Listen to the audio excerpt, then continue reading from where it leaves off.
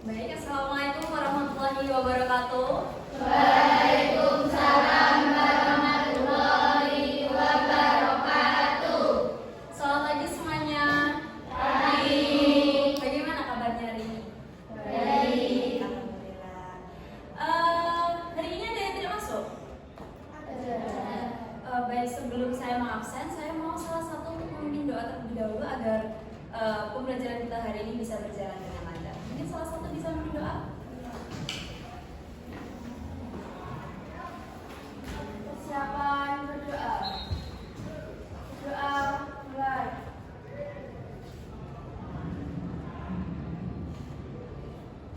Doa selesai. Baik, terima kasih. Setelah itu saya akan mengabsen satu persatu. Ada berapa anak yang tidak masuk kira-kira? Satu yang tidak masuk. Oke, saya absen satu persatu ya. Deisila,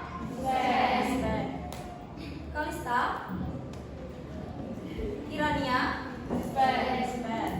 Lia, juga Lovelia, Mai Nurdiana, Maitania, Tiatus. Nah, sebelum masuk ke materi, Ibu ingin cek semangat kalian terlebih dahulu. Berdiri semuanya, ayo berdiri.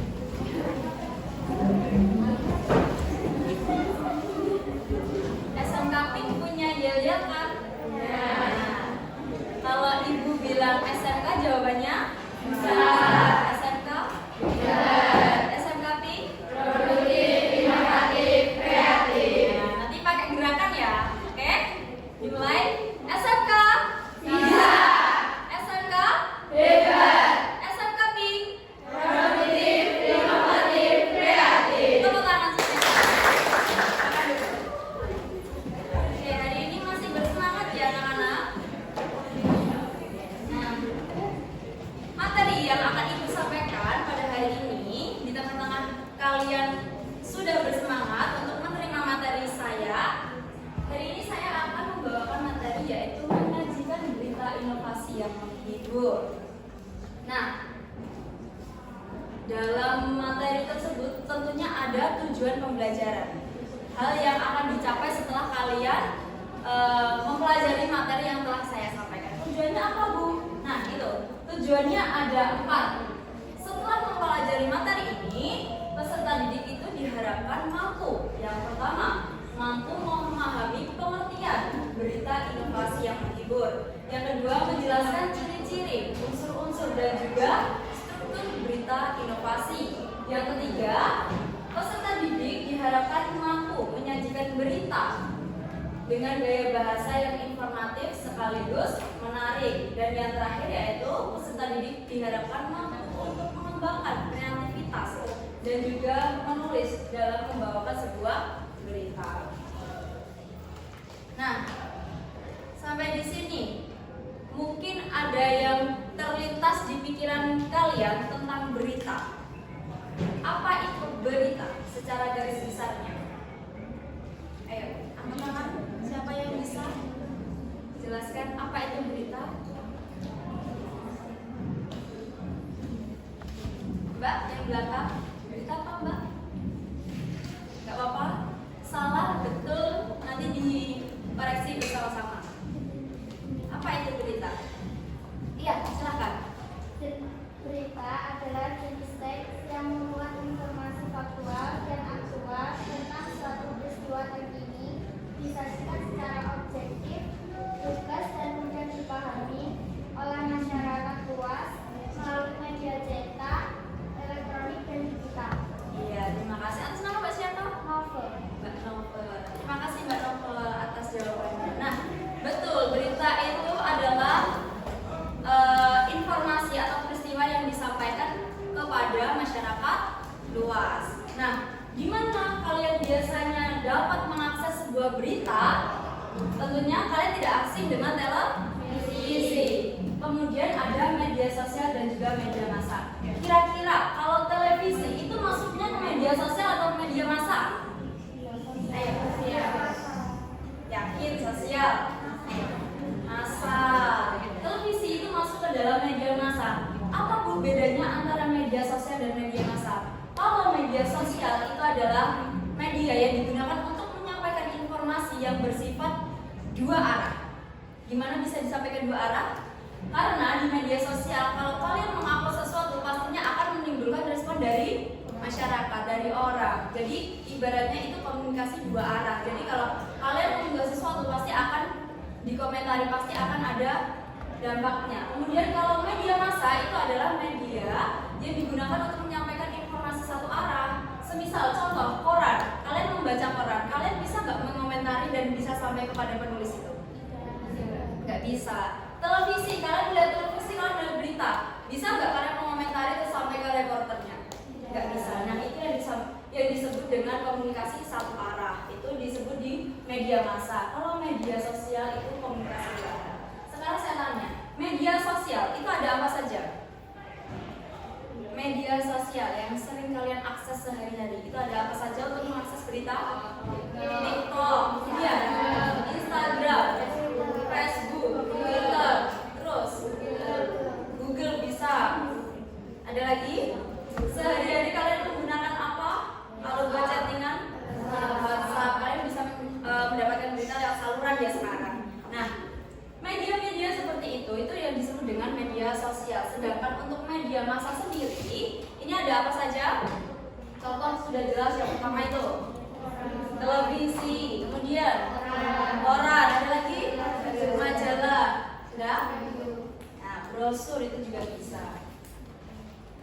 Sekarang setelah kalian mengetahui platform mana saja yang dapat digunakan untuk mengunggah berita, di sini saya akan menjelaskan tentang pengertian dari berita untuk melengkapi pengertian dari Mbak Novel tadi ya. Ya. Oke, pengertian dari berita. Berita adalah laporan mengenai peristiwa atau informasi yang faktual dan juga aktual yang penting untuk diketahui oleh masyarakat. Jadi otomatis kalau seseorang mengunggah berita, tentunya informasi tersebut, peristiwa tersebut bertujuan untuk disampaikan untuk masyarakat. Kemudian dari pengertian inovasi sendiri memiliki pengertian yaitu pembaruan atau kreativitas dalam cara menyajikan informasi. Jadi kalau berita sendiri memiliki pengertian yaitu peristiwa atau informasi faktual dan aktual untuk masyarakat, sedangkan inovasi itu adalah pembaruan dan kreativitas dalam cara menyajikan sebuah informasi. Nah, penggabungan antara berita dan juga inovasi sendiri ini memiliki pengertian juga. Memiliki pengertian berita inovasi tersebut adalah berita tentang penemuan atau ide baru yang disajikan secara informatif, ringan, dan kreatif, sehingga selain memberikan informasi untuk pembaca atau pendengar juga bisa merasa terhibur. Nah, di sini kalian dapat menggarisbawahi informatif dan ringan. Maksudnya informatif dan ringan dalam berita inovasi ini apa? Pengertian informatif. Ada kalimat itu. Informatif dan ringan. Ringan untuk dijinjingkah, ringan untuk diangkatkah, atau ringan dalam bentuk apa di sini maksudnya? Ringan untuk dipahami. Iya, ringan untuk dipahami, artinya mudah untuk dipahami. Sedangkan informatif, berita itu tentunya bersifat informatif. Apa arti informatif itu? Memberikan informasi kepada siapa? Audiens atau masyarakat. Jadi berita inovasi ini itu harus bersifat informatif, ringan, dan juga kreatif. Karena apa? Gak mungkin kalian menyampaikan sebuah berita dengan bahasa yang bertele-tele, seperti kalian membuat novel, seperti kalian membuat puisi. Kira-kira akan paham atau tidak audiens jika kalian menyajikan berita seperti kalian membaca puisi? Paham tidak? Tidak. Karena apa? Bahasanya sulit untuk dipahami. Sedangkan untuk berita bahasanya harus ringan dan juga mudah dipahami. Masuk ke dalam ciri-ciri berita dan juga unsur-unsur berita. Sebelum itu saya mau tanya, sudah dipahami untuk pengertian berita tadi? Sudah? Kalau sudah, bilang sudah semuanya. Sudah? Sudah. Nah, masuk ke dalam ciri berita dan juga unsur-unsur berita. Ciri-ciri berita itu ada yang pertama, faktual.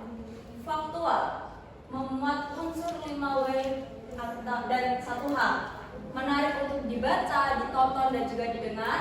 Dan yang terakhir bahasanya singkat, padat, jelas. Yang itu tadi yang disebut dengan ringan. Aktual. Berita bersifat aktual itu bagaimana maksudnya? Berita yang sedang trending atau sedang hangat diperbincangkan. Ya, terima kasih. Atas nama Mbak siapa tadi? Ya, betul. Yang dikatakan Mbak Sira tadi, aktual itu adalah berita yang sedang trending, berita yang sedang hangat untuk dibicarakan. Jadi kalau membuat berita harus memuat ciri-ciri berita tersebut. Kemudian ada faktual. Faktual berarti di sini bersifat fakta, harus berdasarkan data. Kalian membuat sebuah berita tidak boleh berdasarkan asumsi pribadi. Jadi kalian harus meriset dulu, kalian harus mengobservasi terlebih dahulu. Apakah berita ini layak untuk diunggah? Apakah berita ini patut untuk dikonsumsi oleh masyarakat luas? Karena kalau tidak berdasarkan data, tidak berdasarkan fakta, otomatis berita yang kalian upload itu adalah berita hoax. Betul, berita hoax. Kemudian memuat unsur 5W 1H itu pasti. Nanti kita akan bahas di unsur berita. Kemudian menarik untuk dibaca, ditonton, dan juga didengar. Nah, kalau kalian membuat sebuah berita, tidak mungkin kalian membuat berita itu asal-asalan. Pasti kalian butuh ngedit dulu. Pasti kalian butuh pendapat dulu dari orang lain untuk sebelum berita itu diunggah. Untuk apa? Untuk memastikan bahwa berita itu menarik atau tidak untuk disajikan kepada orang lain. Kemudian bahasa singkat, padat, dan jelas itu sudah pasti. Bahasa dalam berita itu tidak perlu bertele-tele, yang pasti, yang tentu harus bisa dipahami oleh khalayak. Kemudian masuk ke dalam unsur-unsur berita. Unsur-unsur berita itu ada 5W dan 1H. Ada what, where, when, who, why, dan how. Itu disebut dengan apa? 5W 1H ini disebut dengan apa? Apa? Adik Simba, betul. Adik Simba di sini ada what, where, when, who, why, how. Berarti what ini apa? Apa? Where? Dimana? When? Kapan? Who? Why? How? Apa? Di sini untuk menanyakan peristiwa apa yang sedang terjadi. Where? Di mana? Di mana peristiwa tersebut bisa terjadi. When? Kapan? Kapan peristiwa tersebut terjadi. Who? Siapa apa? Siapa yang diperbincangkan. Kemudian ada why. Mengapa? Mengapa berarti di sini menanyakan proses terjadinya sebuah peristiwa tersebut. Dan kemudian how, bagaimana, yaitu mencari jalan keluar dari berita, masalah dari berita tersebut. Sampai di sini bisa dipahami dari ciri-ciri berita dan juga unsur berita. Bisa? Bisa. Oke. Setelah itu saya akan lanjut kepada struktur pembentuk berita. Struktur pembentuk berita yang sebelumnya kalian pelajari ada 3, ini ada 4. Yang pertama tentunya ada kepala berita. Kalau kalian lihat kepala berita, apa yang terlintas di benak kalian dalam menyusun struktur berita? Ayo, ada yang bisa? Kepala berita. Ada yang bisa? Mbaknya yang belakang mungkin. Kepala berita. Iya, silakan. Atas nama siapa, Kak? Octavia, ya silakan Mbak Okta. Kepala berita.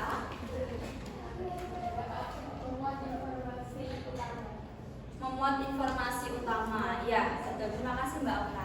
Jadi yang telah disampaikan Mbak Okta, kepala berita ini adalah bagaimana kalian mengenalkan suatu peristiwa atau kejadian dalam berita. Kalian mengenalkan, yaitu informasi utama atau informasi yang penting pasti ada di atas, ada di kepala berita.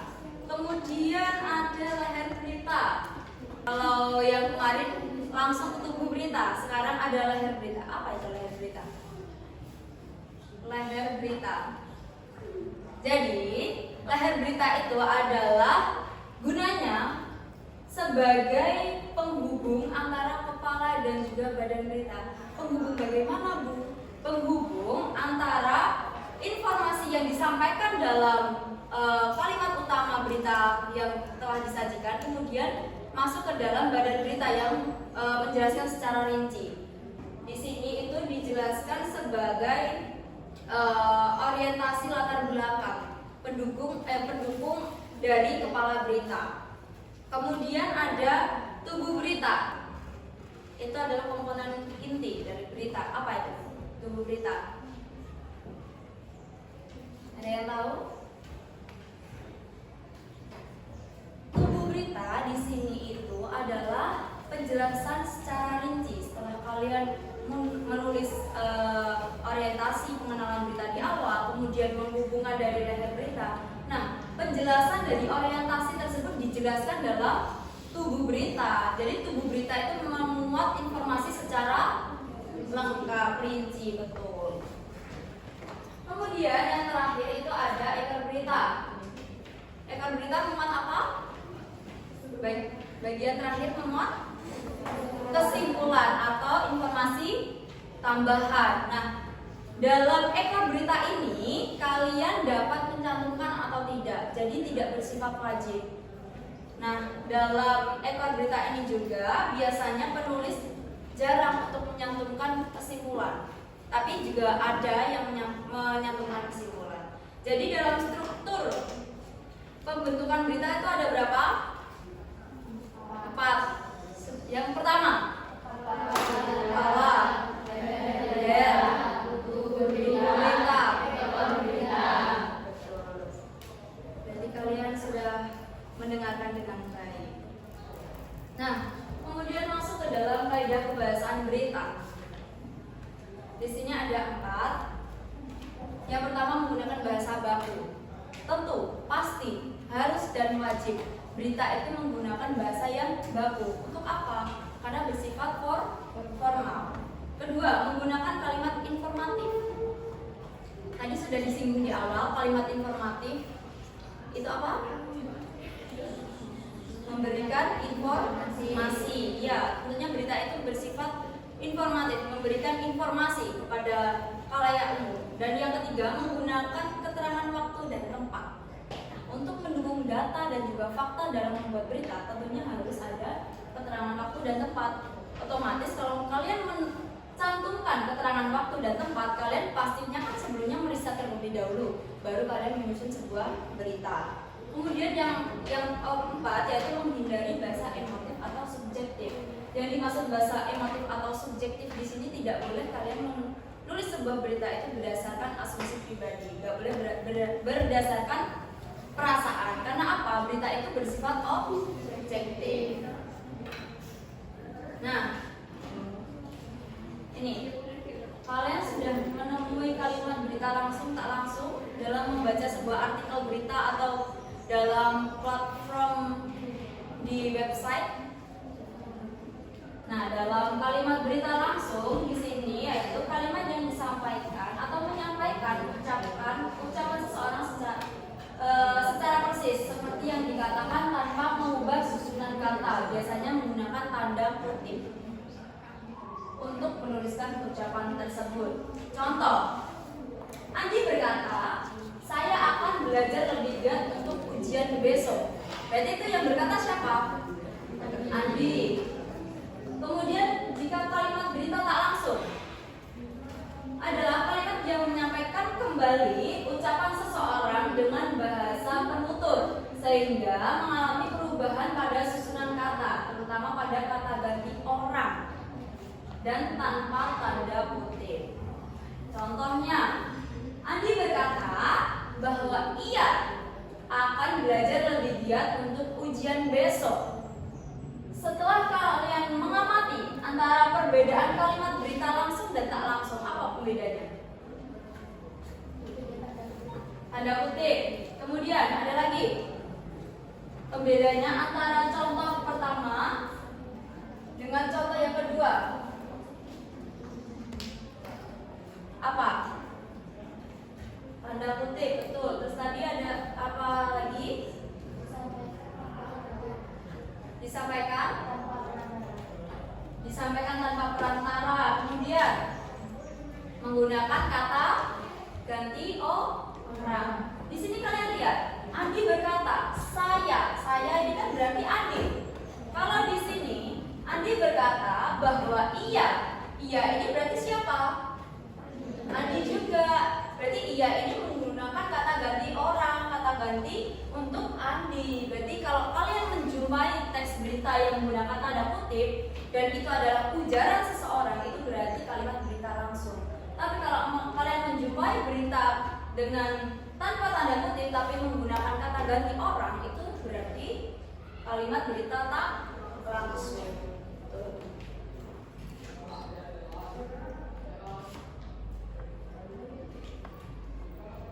Nah, sekarang penugasan. Saya ingin kalian membentuk 5 kelompok untuk membuat tugas seperti yang ada di slide PowerPoint tersebut. 5 kelompok bisa dibentuk sekarang, dan untuk ke masing-masing ketua kelompoknya cukup angkat tangan saja. Silakan. Nanti kalau sudah terbentuk, ditulis nama kelompoknya siapa saja di kertas itu aja. Silakan, 2 menit cukup. Sudah terbentuk. Untuk ketua kelompok angkat tangan. Oke, 1, 2, 3, 4, 5. Sudah 5 ya. Nah, di sini ibu punya 4 amplop, tapi di satu amplopnya itu berisi berita yang double. Jadi nanti siapa yang mendapatkan amplop sesuai dengan warna yang ada di spinner itu nanti maju mengambil sesuai dengan warna amplop. Untuk kelompok pertama, kelompoknya siapa? Kelompok 1. Kelompoknya siapa, Mbak? Salma. Kelompok 2. Kelompok 2 siapa? Mbak siapa? Mbak Mai. Mbak Salma, Mbak Mai, kemudian siapa? Octavia, kelompok 3. Kelompok 4 siapa namanya? Nove. Kemudian kelompok 5 Naisha. Oke, kita mulai dari kelompok 1 terlebih dahulu. Akankah mendapat amplop warna apa? Oke, mendapat amplop warna merah. Silakan diambil Mbak Salma, dari kelompoknya Mbak Salma.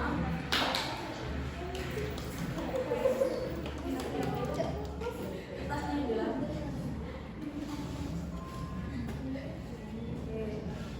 Kemudian dari kelompok 2 tadi, dari kelompoknya siapa? Mbak siapa? Mbak Mai. Oke, Mbak Mai. Dari kelompoknya Mbak Mai akan mendapatkan amplop warna apa kira-kira?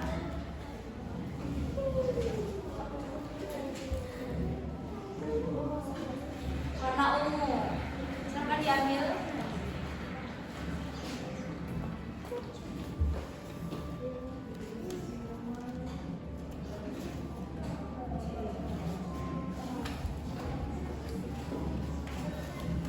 Kemudian kelompok 3, dari kelompoknya siapa tadi? Octavia. Akan mendapatkan warna apa kira-kira?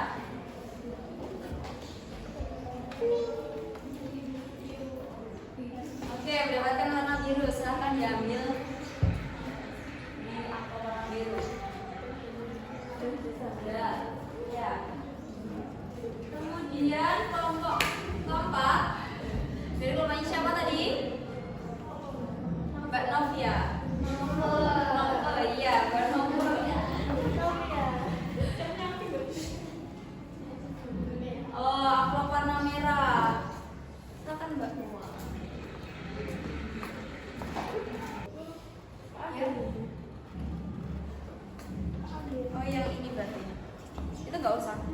Nah, taruh sini aja nanti untuk selanjutnya.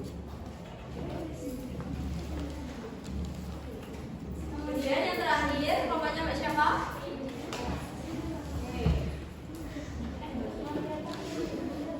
Kemping ya, berarti ambil salah satu. Di sini masih ada.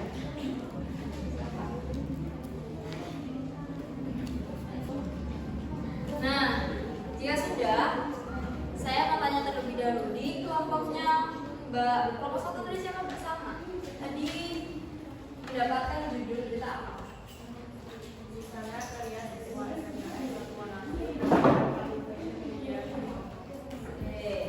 kemudian kelompok dua mendapatkan berita apa, Mbak? Inovasi digital Kota Madiun, aplikasi Kota Pendidikan mempermudah pelayanan publik. Oke, kelompok tiga. Kelompok tiga siapa? Dari Mbak Okta. Mendapatkan berita apa? Judul apa? PNN Inisiasi Ekonomi Sirkulasi Plastik Berulang jadi kebijakan. Oke, daur ulang. Sampah ya berarti. Kemudian yang terakhir, yang keempat, maaf. PSC Madiun hias Videotron Kota tampil megah di malam hari. Oke, Videotron, inovasi Videotron di Kota Madiun. Kemudian yang terakhir, BASF kenalkan dari digital pramudik Gunung Bisalah Madiun. sudah mendapatkan bagiannya masing-masing ya. Kemudian tugasnya kemarin sudah dikoordinasi untuk membawa gunting. Sudah membawa alat alat pewarna sudah. Nah, sekarang tugasnya dengarkan sini dulu. Tugasnya kalian membuat clipping sederhana saja dari LKPD yang akan saya berikan. Nah, clipping tersebut memuat apa saja, Bu? Clipping tersebut memuat yang pertama, amati apakah berita yang kamu dapatkan itu termasuk berita inovasi atau bukan. Kalau iya, alasannya apa? Kalau tidak, alasannya apa? Kemudian yang kedua, analisis berita yang sudah kalian dapatkan berdasarkan unsur-unsur berita yang sudah saya sampaikan tadi. Unsur-unsur berita tadi apa saja? Adik, apa saja? Apa?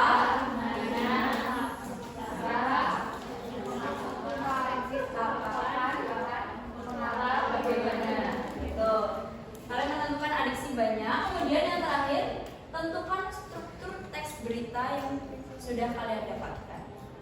Bisa dipahami? Ada yang ingin ditanyakan? Ada yang ingin ditanyakan? Tidak ada. Saya bagikan LKP dulu.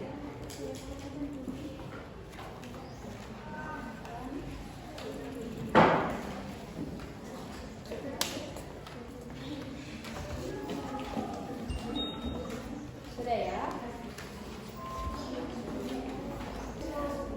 Jika ada yang ingin ditanyakan, bisa angkat tangan. Berita yang sudah saya berikan itu bisa dipotong kemudian ditempel di bawah.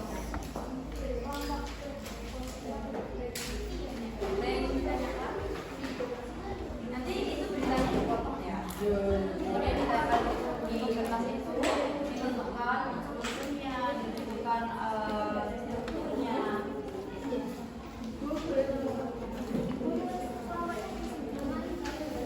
Di sini untuk kalian menulis nama kelompok, misal kelompok 5 gitu aja. Nanti untuk nama kalian itu semisal cukup ditulis di belakangnya.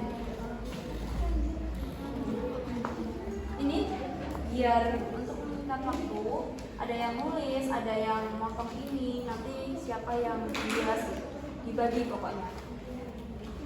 Dipotong sesuai diskusi kalian, mana yang menunjukkan strukturnya, mana yang menunjukkan unsur adiksi baiknya.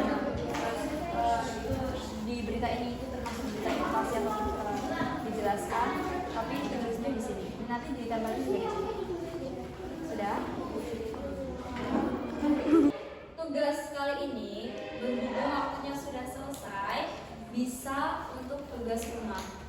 Dan nantinya untuk tugas di clippingnya tersebut bisa difoto kemudian untuk bukti fisiknya bisa dikumpulkan minggu depan. Bisa dipahami sampai di sini? Sebelum saya menutup materi pada hari ini, ada yang dapat menyimpulkan materi yang telah saya sampaikan. Menyimpulkan secara garis besarnya saja dari materi yang sudah saya sampaikan untuk mengukur pemahaman kalian. Ada yang bisa? Ada yang mencatat mungkin ya?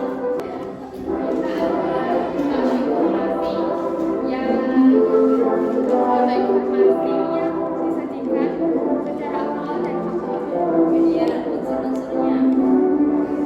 Memuat unsur-unsur apa saja? Ya, apalagi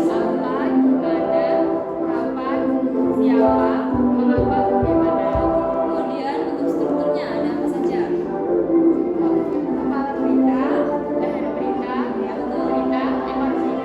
terima kasih Bang Naya. Terima kasih Bang Naya. Jadi kesimpulan yang pada pembelajaran pada hari ini yaitu berita inovasi yang menghibur itu adalah laporan faktual dan aktual suatu peristiwa yang tentunya disajikan untuk masyarakat dan bersifat informatif. Kemudian memuat unsur-unsur adik simba, memuat struktur kepala, leher, badan dan juga ekor, dan yang terakhir yang tidak kalah penting memiliki kaidah kebahasaan. Apa saja kaidah kebahasaan tadi? Mempunyai kalimat baku, bahasanya singkat, padat dan juga informatif. Sampai di sini mungkin ada yang ingin ditanyakan terkait materi dan juga tugas? Cukup? Baik. Kalau cukup, pembelajaran pada hari ini saya cukupkan sekian. Saya berterima kasih atas waktu dan juga semangat kalian untuk mengikuti pembelajaran saya. Jika ada kurang lebihnya saya dalam menyampaikan materi, saya mohon maaf. Wabillahi taufiq wal hidayah. Wassalamualaikum warahmatullahi wabarakatuh.